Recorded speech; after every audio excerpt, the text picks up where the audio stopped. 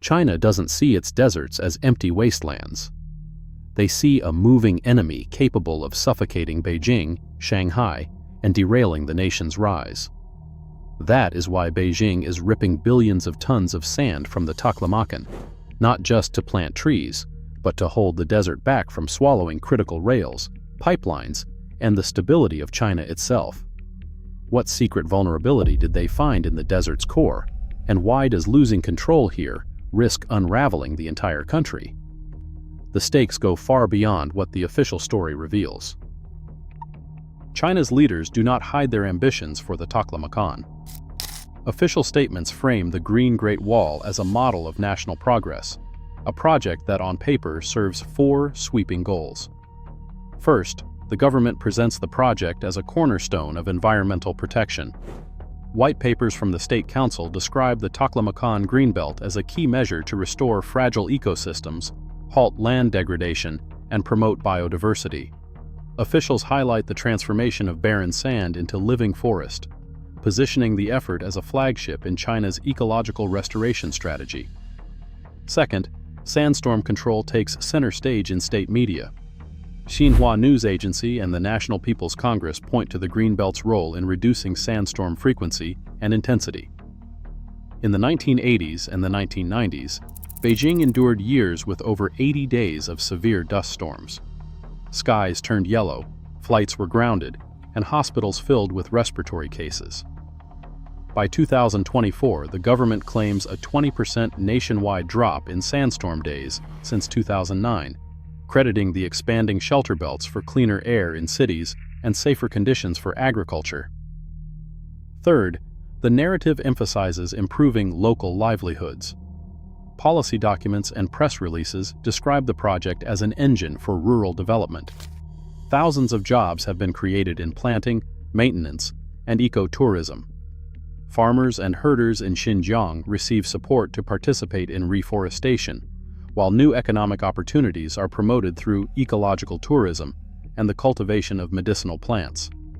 The message is clear. The Green Great Wall is designed to lift local communities as much as it transforms the land. Fourth, China frames the solar megafarms and renewable energy corridors as proof of its commitment to renewable energy. The Ministry of Ecology and Environment points to the integration of solar power generation across the Taklamakan as a dual-purpose strategy, stabilizing sand while advancing national decarbonization goals. The 86 solar-powered pumping stations along the 436-kilometer desert highway generate electricity, irrigate trees, and keep critical infrastructure open, all while reducing reliance on fossil fuels. Each of these reasons is carefully presented in government reports, press briefings, and public campaigns. They are true. The Green Great Wall really does restore land, reduce sandstorms, improve livelihoods, and expand renewable energy. But these are the explanations China gives to the world. They are not the whole story. The Taklamakan is not just a stretch of sand. It is a basin, boxed in by the Tian Shan Mountains to the north and the Kunlun Range to the south. This natural trap blocks nearly all moisture, leaving the interior with less than 100 millimeters of rain per year, barely enough to fill a coffee cup for every square meter of land. Summer temperatures soar above 40 degrees Celsius, while winters plunge below -20 degrees Celsius. The ground bakes and freezes in relentless cycles, killing most attempts at cultivation before they begin. The desert surface is a sea of shifting dunes. 85% of its 337,000 square kilometers is covered by loose sand, with some dunes rising over 300 feet, taller than most city towers. Sand grains are so dry and fine that heavy vehicles, even military transports, sink almost instantly. Roads and railways do not just cross the Taklamakan, they fight it, every hour of every day.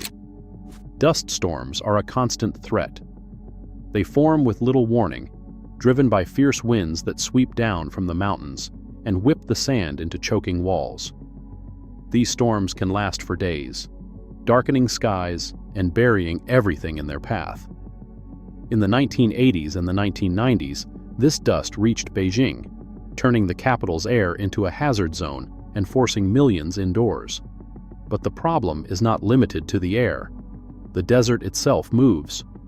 Dunes migrate, swallowing farmland, villages, and even highways. Infrastructure crews report that a single storm can erase months of work, burying tracks and roads beneath meters of sand. The logistics of operating in this environment are brutal. Water must be pumped from aquifers more than 100 meters underground. Every piece of machinery faces corrosion, clogging, and mechanical failure from blowing sand. Even the most advanced equipment is at risk. Engineers must plan for sudden road closures, lost vehicles, and supply lines cut by the desert's shifting surface. For China's planners, the Taklamakan is not just an environmental challenge. It is a living, moving barrier that threatens to sever key supply routes and isolate the western frontier. The terrain itself, its dryness, its temperature swings, its shifting sands, acts as a force multiplier, turning every logistical task into a high-stakes gamble. This is the reality behind the public narratives. To secure the region, China must confront not just the sand, but the physics of the land itself. China's campaign against the Taklamakan Desert begins with a vantage point from above. Each morning, satellites sweep the region, capturing the lines and contours of shifting dunes. Drones fly low, tracing wind patterns and mapping the slow crawl of sand.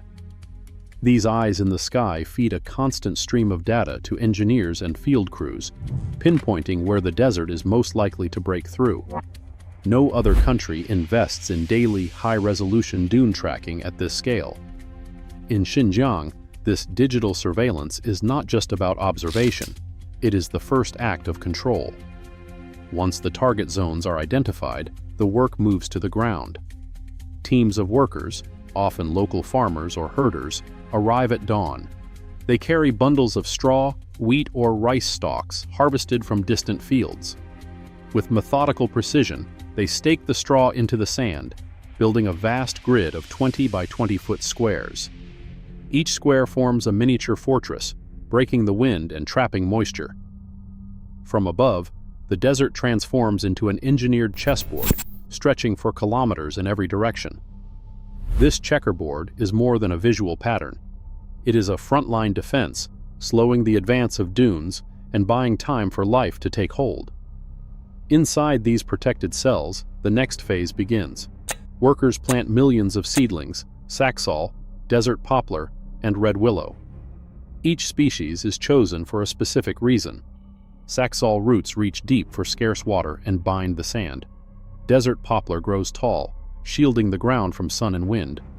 Red willow thrives in salty soil, spreading quickly to anchor the fragile grid. The goal is not a single uniform forest, but a living system.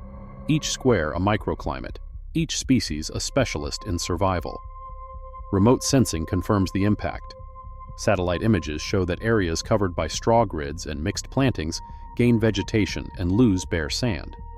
The microclimates inside the grids lower ground temperatures, conserve dew, and reduce wind speed by as much as 60% at the surface.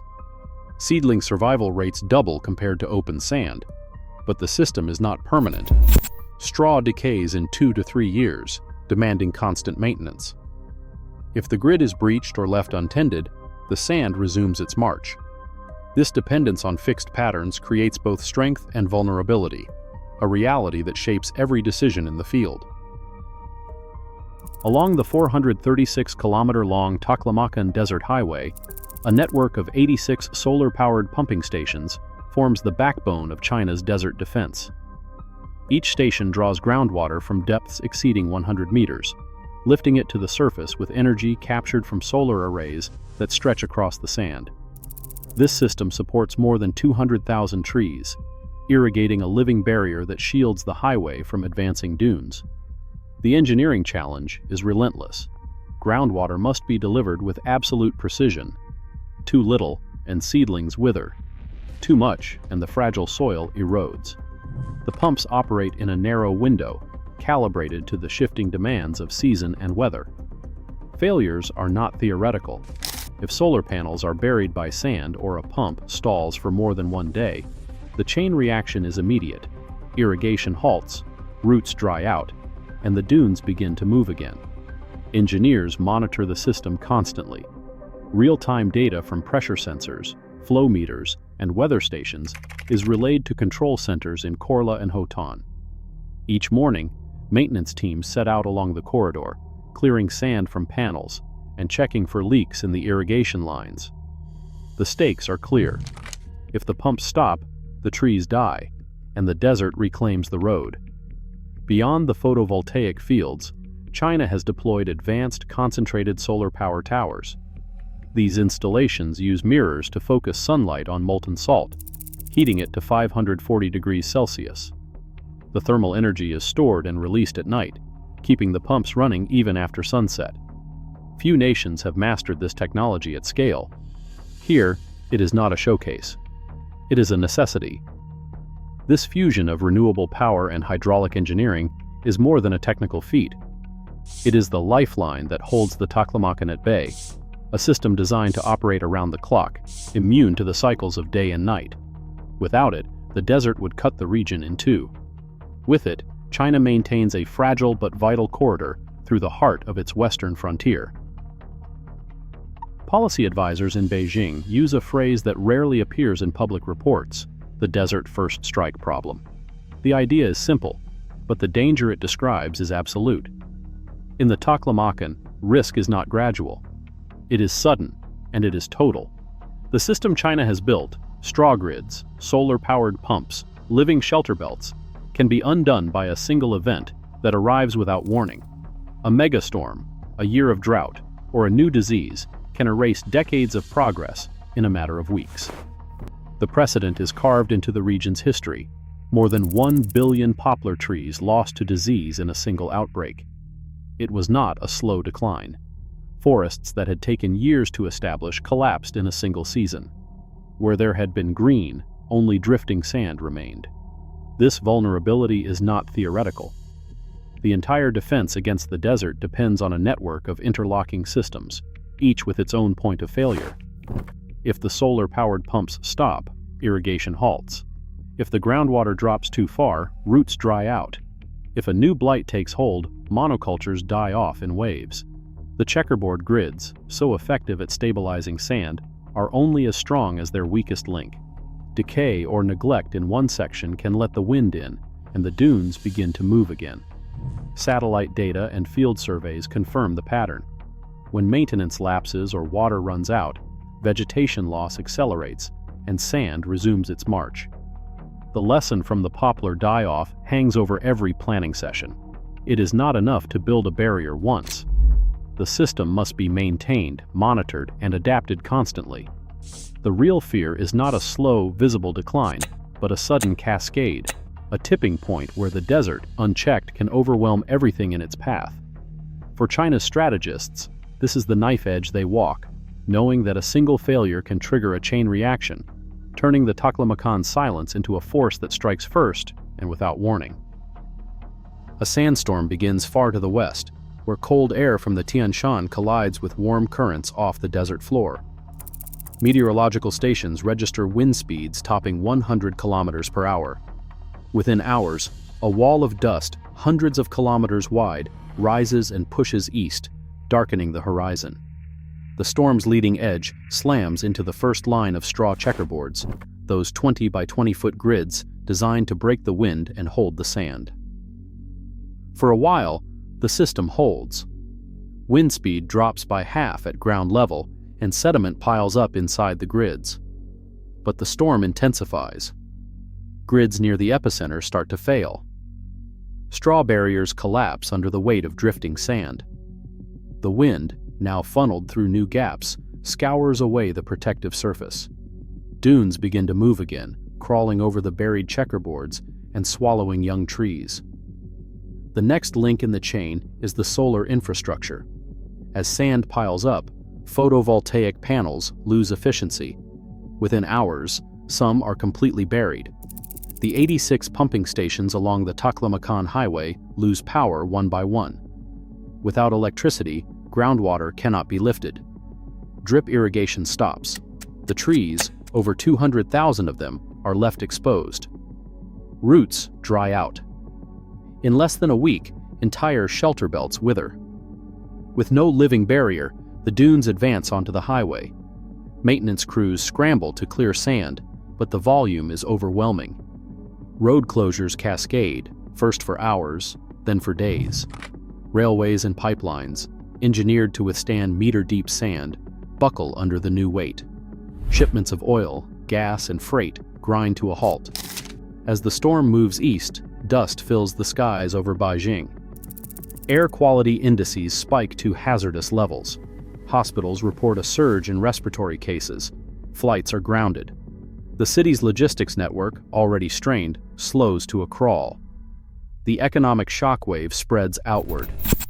Insurance claims for infrastructure damage run into the billions. Trade routes through Xinjiang are severed. Agricultural zones adjacent to the desert lose their crops to drifting sand. For every day the storm lasts, the cost multiplies. This is not a distant threat. Records from the 1980s and the 1990s show more than 80 days of severe dust storms in some years, enough to paralyze entire regions. The Taklamakan's defense network, intricate as it is, stands or falls together. One storm, one chain reaction, and the desert can reclaim what took decades to secure. A barrier 3,050 kilometers long now rings the Taklamakan, an engineered line stretching farther than the distance from Beijing to Hanoi. This is not a pilot project or a temporary fix. Construction began in 1978, and only in November 2024 did the final hectare fall into place. 46 years of continuous labor, policy, and funding have gone into building and maintaining this green belt. The scale is staggering. 30 million hectares of land transformed from bare sand to living forest and shrub. Such numbers reveal more than ambition. They reveal a doctrine of permanence. The investment is so vast, the work so relentless, that retreat is not an option. For Beijing, the cost already sunk makes failure unthinkable. This is not a campaign that can be paused or abandoned. It is a generational commitment. It demands constant vigilance, maintenance, and adaptation to hold the desert back year after year. Maintaining the Green Great Wall is not a matter of setting it and forgetting it. Every day, satellite feeds update field teams on shifting dunes and vegetation health. Local crews, many drawn from nearby villages, walk the checkerboards, repairing grids, replanting where seedlings fail, and clearing sand from solar panels. Policy now prioritizes a mix of species, not just poplar, to avoid past disasters. Saxaul, red willow, and desert acacia are planted side by side, building resilience against disease and drought. Community incentives tie local prosperity to the success of the shelter belt. Ecotourism and medicinal plant cultivation bring new income streams, giving residents a stake in long-term survival. The results are measurable. Desert coverage fell from 27.2% to 26.8% over the last decade. Progress is slow, but it is real. And with satellite tracking now available to the public, anyone can watch the line between desert and green shift, sometimes by just a few meters each year. China's desert battle isn't just a fight for land, it's a fight for national stability. With 400 million lives and trillions in trade tied to the North's fate, the Green Barrier is now a line between order and chaos. As climate risks rise worldwide, controlling nature becomes a test of power itself. Who holds the front lines next matters for us all. Thank you so much for watching. If you enjoyed this deep dive, make sure you hit like and subscribe. It really helps the channel grow. And stay tuned, because the next video is already on the way, and you won't want to miss what's coming.